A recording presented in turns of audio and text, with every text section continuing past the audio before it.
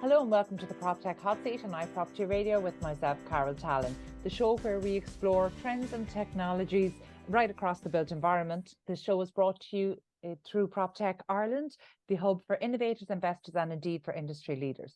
In the PropTech Hot Seat today is Conrad Rothiger, founder of Conveo, a VC-backed PropTech startup that's changing the way we buy and sell homes. Conrad, you're very welcome. Thank you for joining me today. Thank you very much for having me, Carol. Thank you, Conrad. You might just talk to us about Conveo. What exactly is the offering? So Conveo stands for the new way that we buy and sell property in the UK, residential property to be precise. Conveo is a collaborative conveyancing portal that sources data that is needed for the property transaction. And it sources data about the parties, the home buyer and the home seller, but also about the property itself. And we do so very early on in the process. So there's a lot of talk at the moment about upfront information and how that can be beneficial to transactions. And our platform sources that information at listing already, so that when a potential buyer comes in, that information is all available. You might just talk us through the offering. Who is the obviously I understand the users, but who pays for your service? So the home buyers and sellers pay for our service. We charge a platform fee, which is quite insignificant compared to the amount of the transaction or the legal fees. But we also coordinate the legal work stream for the home buyers and for the home sellers, meaning that we have both ends of the transaction. And we do so with our solicitor partners who are connected to our platform and who we work very closely with. So that gives us the opportunity to really speed up the transaction and leverage the power of our underlying technology stack. As home buyers and home sellers using your platform still require the services of a regulated conveyancing professional, you might just talk us through, say, the journey for a home seller. So people are thinking of selling their home. What are the steps they go through? Thank you, Carol. It's a very, very good question. So our objective is to assist the conveyancers and the conveyancing solicitors with the transaction. And a lot of the friction in today's process is caused through communication, through the data gathering process, which often isn't streamlined. So what do we do to improve that? Our platform offers, for example, a digital onboarding process, which means customers, the home buyers and home sellers, are identified online. So they don't need to come in with their passport. They can do it through our portal in their own time, and the conveyancer will then be notified when that step has been completed. And the same is true for anti-money laundering checks, and also for the legal questionnaires relating to the property. In England, these are the TA forms, and we have broken them down and explained them in a very easy to understand way, so that customers who tend not to have, who only do one or maybe a couple of property transactions often in their life, we make it much easier for them to understand these forms. And again, this is all done online, and we will inform the conveyancer through our platform when that step has been completed. So from a customer's perspective, it is very convenient. They can go through all of it in their own time, wherever they are. There's no paperwork involved. And from a conveyancer's perspective, it also significantly reduces their touch points with the onboarding process, because everything is done by the customers in their own time, and the conveyancers will receive notifications once it's ready. when it comes to further further gathering about property data, our platform also automatically sources information from over 300 data points, tapping into publicly available data, but also data from HM Land Registry or other providers to really draw a very comprehensive picture about the property. And this is all centrally stored on our platform for the conveyances from both sides, the buy side and the sell side, easy to access. Very good. And Conrad, are home buyers and home sellers continuing to choose their own conveyancer, or do they have to work with one within your network? So we have a good selection of conveyancers. We work with our partner solicitors and conveyancers who we carefully select. We find that there are a lot of conveyancers out there who do a terrific job and who really want to move their clients' transactions forward. And those are the solicitors we work with. They share the same spirit. They want to significantly reduce transaction times, and they're open to use technology to reduce manual work steps. Because they have also realized that manual workflows consume their time and erode their hourly rates. So using technology as an underlying assistant really is a win-win situation for all sides. Okay, and I'm very aware that one of the cultural differences, say, between Ireland and the UK is that historically in the UK, people would move every 7 to 10 years, whereas certainly in Ireland, this might be a twice to 3 times in a lifetime transaction.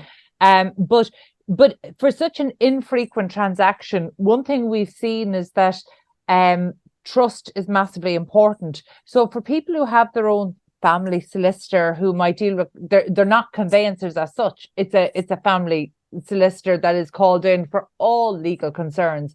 So actually, has this been a barrier for people then using your service, that they want to use their own solicitor, or is it a case that their solicitor can sign up for your service? The latter is the case. We're constantly growing our network of estate agents and solicitors. And we're always looking for like-minded solicitors to cooperate with. And how has market traction been for you so far? So far, very good. We had amazing feedback just recently. The HM Land Registry featured us in one of their blog posts, which had a very positive resonance for us. Lots of people reached out to us telling us their stories, telling us how the war stories about property transactions, how long they waited, how their transactions fell through, and how they are frankly fed up with the current way it works. And that obviously was a great motivation and really good to hear. I think we're hitting a nerve there. People want easier and stress-free property transactions, and rightly so. We can do it, and we are doing it. Yeah, look, and positive sentiment is always so important, but in terms of actual market traction, is it mainly home buyers or home sellers who are engaging your services? So we work with both. A lot of home sellers reach out to us because they want to sell with certainty, and we also help them to prepare the property to be transaction ready. So they can a home seller can really gain momentum by using Conveyor. To give you an example, we are about to complete a transaction for a property in just about under 6 weeks now. So that's a really good timeline, and we're very happy with that. Very good. And do you know what the comparable might have been, say, if that particular user had just gone through the traditional processes? I mean, would you be looking at 3 to 4 months? Yeah, that's an interesting question. Obviously, it's we will never quite get to the bottom of it. But what happened was that the purchaser had received a gift to be able to purchase the property, and from a relative, and that relative was about to go on a long travel for 6 weeks. And what they weren't aware of is that they needed to execute a gift deed in person, witnessed by a third-party solicitor here in the UK. So we caught the giftor the day before they left to the airport, and arranged for the execution of that gift deed. I think a day later would have been too late, and I think it would have been a broken deal, because the transaction would have not moved forward for at least 6 weeks until the giftor returned.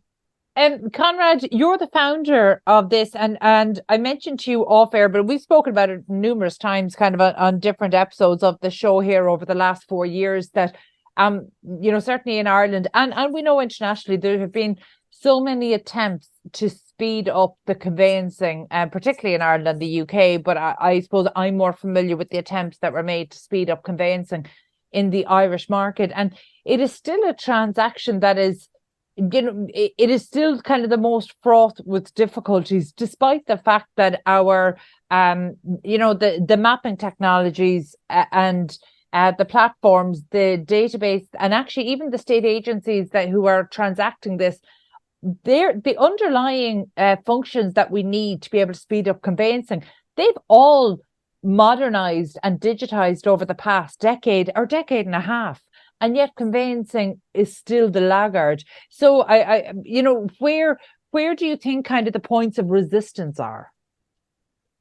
It's a very good point, Carol. When we look at what has evolved in terms of how the world has evolved over the past 40 years or so, we see so much change, and a lot of it is we incorporate in our daily lives and benefit from it daily. But then when we look at conveyancing, it seems that so many things that could be improved haven't really been fully improved yet. And I think the real estate market is traditionally a market that is slower to adapt to innovation than other markets. But that being said, we see innovation come through in different ways and forms. I mentioned earlier the online or digital ID and AML checks, or source of funds checks. That's something that seems to be now widely adopted by the market. And I think innovation will come through more and more. And there's also a shift in thinking and a shift in culture. We talk to many conveyancers, but also estate agents in the market who are open to change things, and who are also looking to improve the way we transact. And I think there's a real chance there to work together and turn conveyancing around and bring it with the support of state-of-the-art technology. Yeah, look, I tend to agree with you, even though I spoke about maybe some of the frustrated attempts, going back to 2015, 16, 17. I do believe that the timing is right now, I think, and that's been a huge difference in terms of consumer behavior and industry behavior, and their attitudes towards technology, and their willingness to rely on technology and trust the technology for such a large transaction. And I think COVID and the pandemic has just been such a huge driver of that, really from all parties. But I'm curious, what's your own background? Do you come from a legal or property background, or did you just have a very, very frustrating transaction? My background is actually legal. I started my career off as a finance and M&A lawyer at Freshfields, and then been in the financial industry for the past 10 years with a focus on M&A and property transactions. And I founded Conveyor together with my co-founder Andrea, who's a data scientist and algorithmic trader. And by combining our legal and technical skills or technological skills, we're in a good position to improve that current process. Yeah, that's a really nice kind of blend of founder there. And I'm thinking of the practical day to day. So one of the things that we know, there's no doubt that the problem you've hit on is a very real problem. It's a very recognized and accepted problem. Unfortunately, it's probably too accepted as a problem in terms of conveyancing delays and the impact. But I suppose we're always thinking of the human impact. So we're thinking of, for buyers and sellers, particularly those in a chain that need to sell their home and buy something else. And that transaction, both transactions need to close on the same day. Have you had instances of that, or have you had to tweak your technology to accommodate chains? Chains are obviously tricky. Many attempts have been made to manage them, to control them. And what we often hear is that people say, well, you can try to improve the process, but you will always only be as fast as the slowest one in the chain. So that is a problem. And it's not a problem we currently deal with. So far, our transactions have been chain-free, but it's something that we want to look into at a later stage. Very good. Well, tell me, what is the future for Conveyor?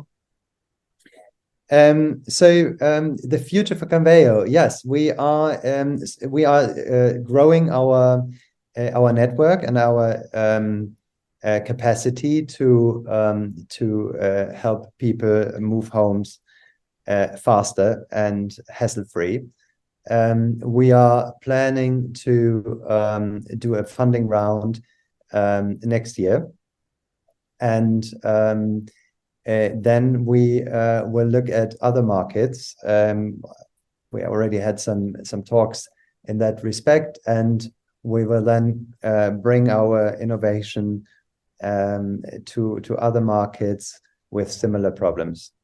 You mentioned there in terms of raising further funds, you already have the backing of a VC. Just for the PropTech founders who are listening in today, and construction technology founders, you might just share some of your early experience there, because it's really only in the last decade that VCs have gotten behind maybe PropTech, construction technology, and already we've seen the focus of VC shift more towards smart building technologies that are addressing carbon emissions, and similarly for construction technology. So actually, climate tech, it feels like PropTech had a very short window before actually climate tech really started to take priority, and probably the big opportunities are across the construction and climate space now. So you might just talk us through maybe some of your experience in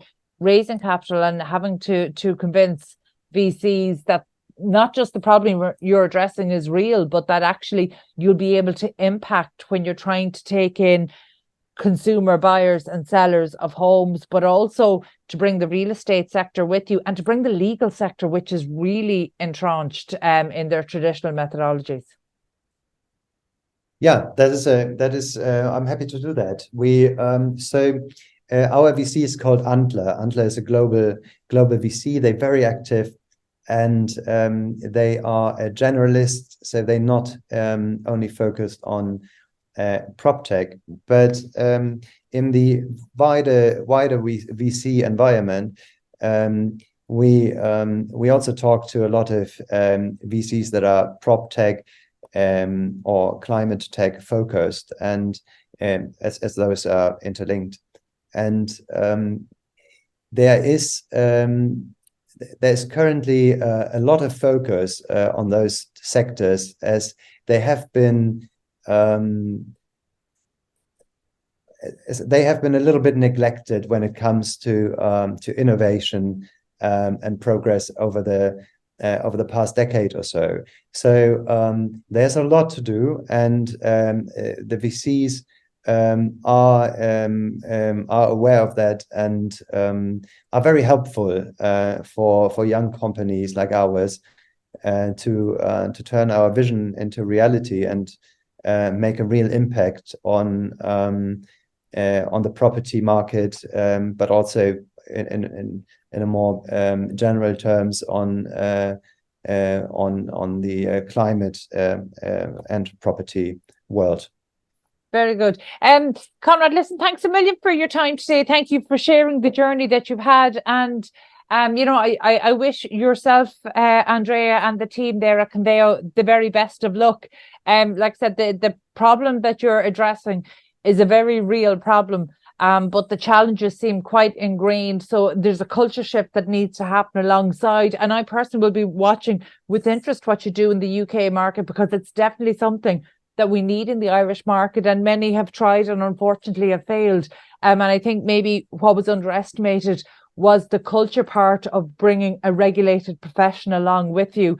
So I think it's a really interesting one. I'll certainly be watching it, and the very best of luck to yourself and the team there. I appreciate your time today. That was Conrad Rottiger, founder of Conveo. If you enjoyed this episode, please be sure to subscribe to the podcast and check out all of our other shows, construction and real estate shows on iPropertyRadio. Before we go, just a special word of thanks to our sponsor, PropTech Ireland, the hub for innovators, investors, and indeed for industry leaders. So our thanks to the team at PropTech Ireland for supporting the podcast and making these conversations possible. And thank you indeed for tuning in. We'll catch you on the next episode of the PropTech Hot Seat here on iPropertyRadio.